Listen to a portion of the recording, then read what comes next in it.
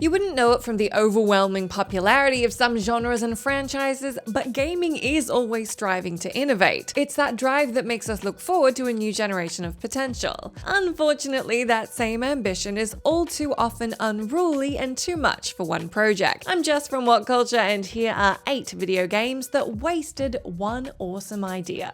Number 8. Gears of War in Space, Inversion. Shooters in particular are constantly trying to break out of the mold, from various approaches to cover, to health and weapon management, to the creative freedom of increasingly fictitious sci-fi settings. Putting bullets into things has been dyed at least half the colors of the visible spectrum. When 2012 rolled around, Namco Bandai's Inversion strolled up promising that it had the next big color, gravity manipulation. Aptly titled, Inversion flies in the face of Isaac Newton every chance it gets. In an almost Dead Space-like manner, you bounce around zero-gravity zones like a moth in a jar, the game letting you turn ceilings into paths and buildings into stairs. This could easily have injected some much-needed zeal into its cover-based shooting. Ironically, however, Inversion just couldn't get off the ground. It treats its much-touted gravity mechanic like a throwaway gimmick. Promises of perspective-swapping battles were not met, and gravitational warfare is, in most cases, replaced by an obsession with cover so strong you'd need a crowbar to pry hero Davis Russell off those chest-high walls. Gravity Rush meets Gears of War, this was not, but that would have been awesome. Number 7. An incredible setting, Residents of Fate. Presumably due to having exhausted much of their creativity on the fantastic Valkyria Chronicles 2 years prior, Sega rolled out a typical JRPG for Resonance of Fate. After just dodging "use the power of friendship to save the world," the plot landed on a post-apocalyptic future with a killer steampunk aesthetic and tone. Indeed, the game's central locale, Basella, towering achievement of human engineering and the last vestige of life on Earth, is an interesting one. The reasons for it are vague, but mankind retreating into what is effectively a giant air purifier to escape a cancerous poison which has overtaken the planet is at least a far cry above your run-of-the-mill nuclear apocalypse. At least it could have been were it not for, in practice, an absurdly convoluted and messy story that has more characters and hanging plot points than it does bullets. Things only get worse when you add in a boring main cast which somehow manages to hit every extreme of forced acting while remaining flat as hell throughout. It's almost an achievement. Number 6. Jetpack Cover Shooting, Dark Void. Right after grappling hooks, jetpacks make everything better. It worked in Star Wars Bounty Hunter, Dead Space 2, Elix, Ratchet & Clank, hell, an airborne Kratos might be better with one. If nothing else, Dark Void had the right idea when it began development. Jetpack plus guns equals fun. Obviously. Somewhere in Dark Void is the exact sort of diverse gameplay that shooters are crying out for. The ability to switch effortlessly between ground and air combat is, at its best, truly exhilarating and rife with creative approaches to otherwise linear confrontations. Unfortunately, it's a nigh unplayable train wreck at its worst. The game's physics engine takes an even more questionable approach to gravity than Inversion, alternating randomly between the surface of the sun and the far side of Pluto. The problem isn't helped by flight controls, which can make gliding about feel like trying to staple water to a tree. At the very least, it can be fun to watch the game's wonky ragdoll physics take your airborne corpse for the ride of its not life. Number 5. Dissecting one of the greatest artists of all time, Eternal Sonata.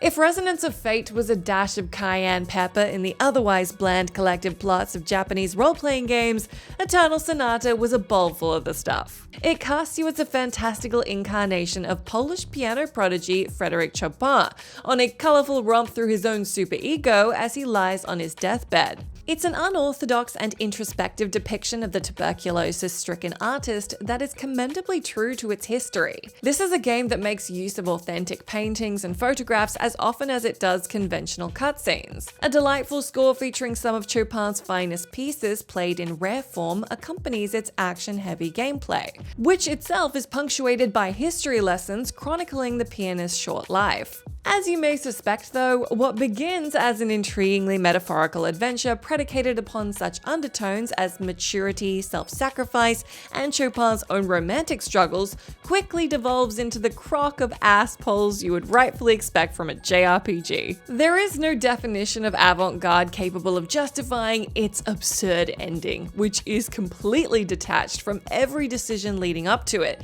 and sends a therefore too brilliant story frame into a stiff nosedive. Number 4, a city at your fingertips, Watch Dogs.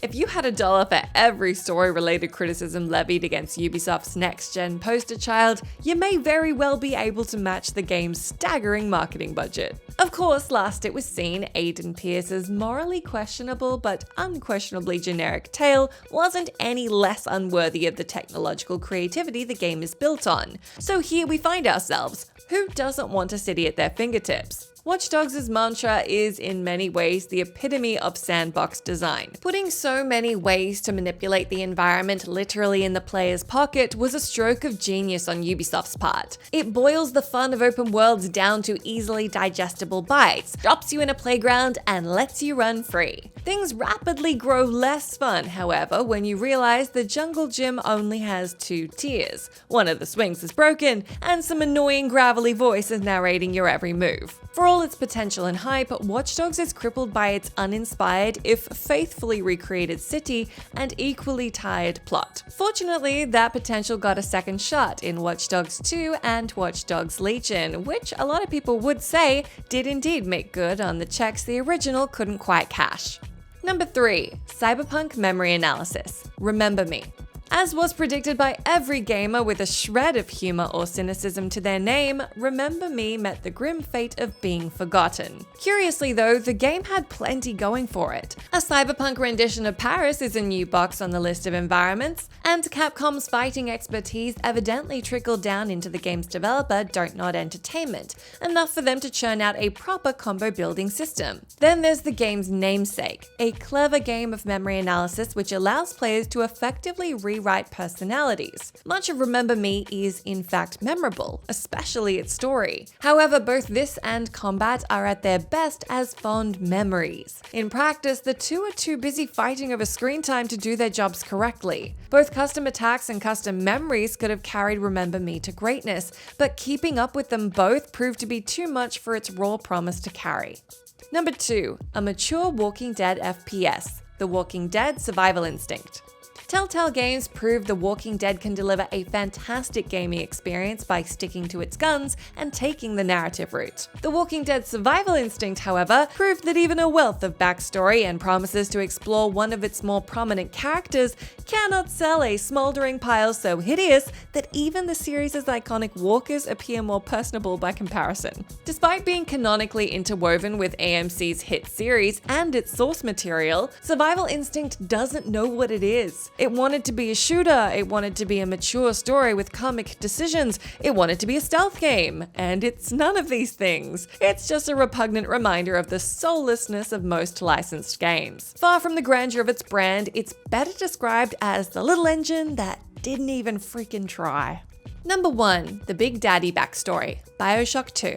How do you follow Irrational Games' BioShock, an undersea thriller still considered one of gaming's most beloved shooters? This was the imposing question publisher 2K had to answer in the roaring wake of the original game's success. To the then perked ears of many, they came up with the answer. Let's learn about the Big Daddies. Rapture itself has detail and care dripping out of every busted pipe, but its lumbering giants aren't quite as characterized. Naturally, the prospect of delving into their backstory and even playing as a daddy ourselves raised some eyebrows when first revealed. Then the gameplay happened. BioShock 2's overly action-reliant gameplay openly drops the survival and horror infusion, which is what helped establish the legacy of the first title. Then the story happened.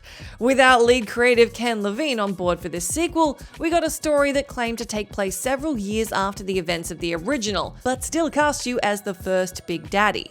Something that systematically replaced Rapture's haunting atmosphere with shallow villains, only just clinging to the moral quandaries of its predecessor. BioShock 2 not only fails to better the Big Daddies, it doesn't hold a candle to BioShock 1 when it comes to gameplay. That's the end of our list, but do let me know down in that comment section if you can think of any other video games that wasted one awesome idea. As always, I've been Jess from WhatCulture. Thank you so much for hanging out with me. If you like, you can come say hi to me on my Twitter account where I'm at Jess McDonald, but make sure you stay tuned to us here for plenty more gaming goodness.